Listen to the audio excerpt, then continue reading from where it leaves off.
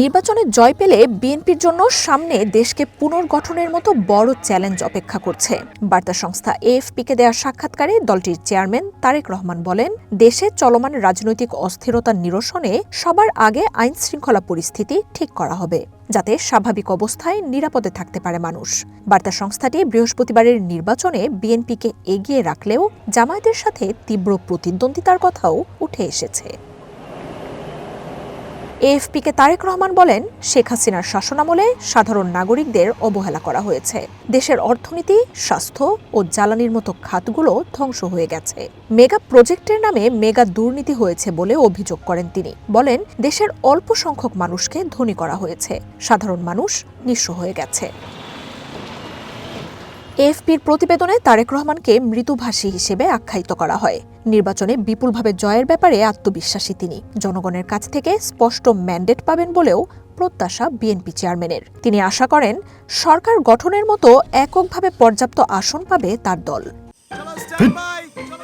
লাইফে কোনো কিছুর গ্যারান্টি নাই, তাই ইন্স্যুরেন্স করুন সিটি ব্যাংকে, কারণ ইন্স্যুরেন্স করলে সিটিতে সুরক্ষা পাবেন নিশ্চিন্তে। সাক্ষাৎকারে উঠে আসে দেশের প্রয়াত দুই শাসক জিয়াউর রহমান ও খালেদা জিয়ার কথাও। তারেক রহমান জানান, তিনি নিজেও সারা জীবন রাজনীতির জন্য দিয়েছেন। সরকার পরিচালনায় বাবা মায়ের চেয়েও ভালো করার প্রত্যয় জানান এই নেতা। বিএনপি চেয়ারম্যান কথা বলেন প্রতিবেশী দেশগুলোর সাথে সম্পর্ক নিয়েও। জানান, সবার আগে নিজের দেশ ও দেশের জনগণের স্বার্থ দেখা হবে। এএফপিকে তারেক রহমান জানান, আইন করে কোনো রাজনৈতিক দল নিষিদ্ধ করার বিরুদ্ধে তিনি। বলেন, কেউ যদি কোনো ধরনের অপরাধে জড়িত থাকে তাহলে অবশ্যই তাদের আইন অনুযায়ী শাস্তি হতে হবে। মঙ্গলবার জার্মান ভিত্তিক সংবাদ মাধ্যম ডয়েচে ভেলেও বিএনপি চেয়ারম্যানের সাক্ষাৎকার নিয়ে প্রতিবেদন করেছে, যেখানে তিনি নারীর ক্ষমতায়ন, প্রতিবেশী দেশগুলোর সঙ্গে সম্পর্ক এবং গুম খুনের বিচার নিয়ে কথা বলেছেন। 17 বছরের নির্বাসন শেষে দেশে ফিরে মায়ের মৃত্যু এবং নির্বাচনী প্রস্তুতি দুটোর মধ্যে সামঞ্জস্য করাই তার জন্য সবচেয়ে বড় চ্যালেঞ্জ ছিল বলে জানান তারেক রহমান। তিনি আশা করেন, মানুষের প্রত্যাশা অনুযায়ী নির্বাচন অনুষ্ঠিত হবে। অতীতেও বিএনপির সঙ্গে ভারতের টানাপোড়েনের কথা তুলে ধরে ক্ষমতায় গেলে দিল্লি ও বেইজিংয়ের সঙ্গে ভবিষ্যৎ সম্পর্ক নিয়ে প্রশ্ন তোলে ডয়েচে ভেলে।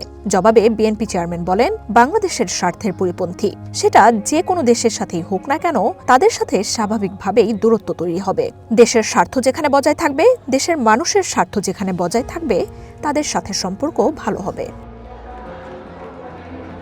সরকার গঠন করলে নারীদের শিক্ষার সুযোগ আরও বিস্তৃত করা, ফ্যামিলি কার্ডের মতো সহায়তা, কর্মসংস্থানের মাধ্যমে নারীকে অর্থনৈতিকভাবে স্বাবলম্বী করা সহ নারীর ক্ষমতায়নে দীর্ঘমেয়াদী ও টেকসই পরিকল্পনার কথা জানান তারেক রহমান।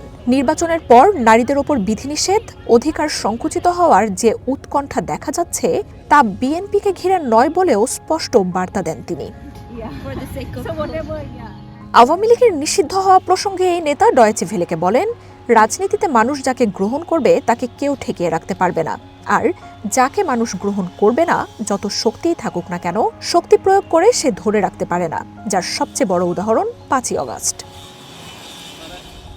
তারেক রহমান বলেন, রাজনীতিবিদ সহ সাধারণ মানুষদের মধ্যে গুম খুনের যেসব ঘটনা ঘটেছে, দেশের আইন অনুযায়ী তার বিচার পাওয়ার অধিকার আছে। মার্জিয়া উপমা, ওয়ান ইন্টারন্যাশনাল ডেস্ক।